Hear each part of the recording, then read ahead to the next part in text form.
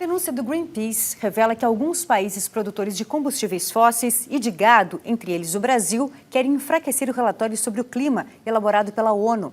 O lobby acontece na véspera da COP26, a conferência da ONU sobre a mudança do clima, que começa no final deste mês na Escócia. A denúncia é estampada por uma foto do presidente Jair Bolsonaro ao lado do príncipe herdeiro da Arábia Saudita, Mohammed bin Salman. Eles são porta-vozes de governos, empresas e outras instituições que pretendem mudar o relatório do IPCC, o painel intergovernamental sobre mudanças climáticas da ONU.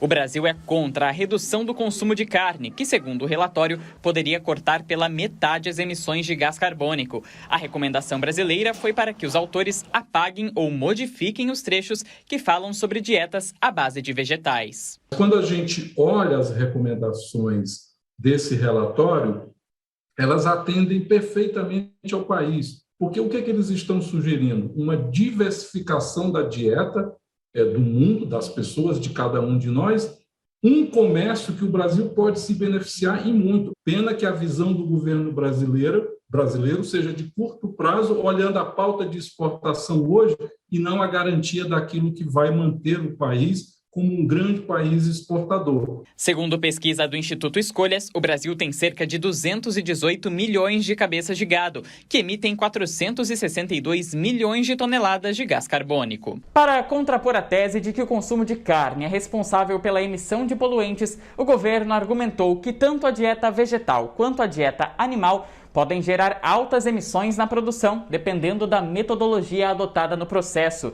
E disse ainda que os benefícios do consumo de proteína animal para a saúde humana não podem ser descartados. Uma desculpa sem fundamento, porque exatamente o problema da maneira como nós produzimos carne no Brasil é o problema do desmatamento e do seu alto grau de emissões.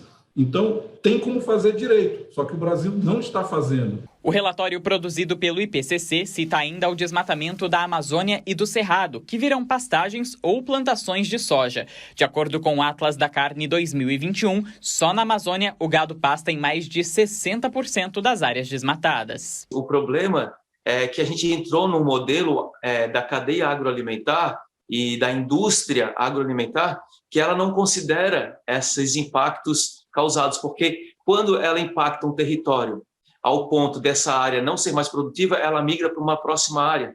E essa lógica é que é uma lógica perversa. Em nota, o Ministério da Agricultura disse que o Brasil responde por apenas 3% das emissões globais, metade provocada pela poluição nas áreas urbanas e a outra pelo desmatamento ilegal. Por esse motivo, segundo o Ministério, não faz sentido parar de comer carne, pode cortar pela metade as emissões de poluentes em todo o mundo. Alexandre, a devastação da floresta não para e não vemos nada sendo feito a respeito para combater esse desmatamento. Hoje foi divulgado que a Amazônia registrou uma área desmatada equivalente ao tamanho da cidade do Rio de Janeiro, em setembro deste ano. É o pior índice para setembro em 10 anos. E nada é feito. Tem que colocar isso de alguma forma no preço, né? Porque a verdade é que o produtor disso, ele se beneficia privadamente de vender a carne, a soja, o que seja, mas o custo da devastação ambiental, ele está passando, está dividindo com todo mundo, né? Esse esquema dá, de fato, um incentivo perverso para o tipo de expansão.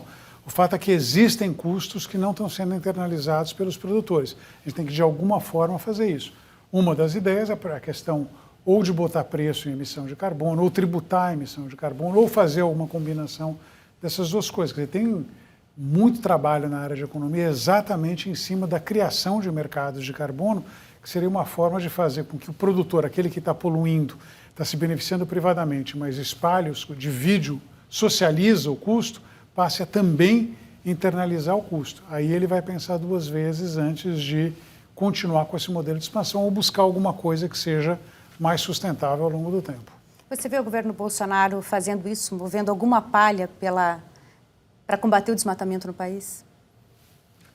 Não, né? Quer dizer, a única coisa que o governo Bolsonaro produziu a esse respeito foi uma frase antológica de aproveitar a crise para passar a boiada, né? Eu não sei se o sujeito já foi em cana por conta disso, né? Mas naquela fantástica reunião que a gente foi obrigado a assistir em abril do ano passado, não, um governo que tem um menor interesse nesse assunto, e duvido que o presidente tenha uma menor capacidade intelectual de entender isso. A postura brasileira com relação à cópia é exemplar. E para pegar a expressão que o Serginho Vale estava falando lá no outro contexto, de metralhar o próprio pé, é metralhar o próprio pé.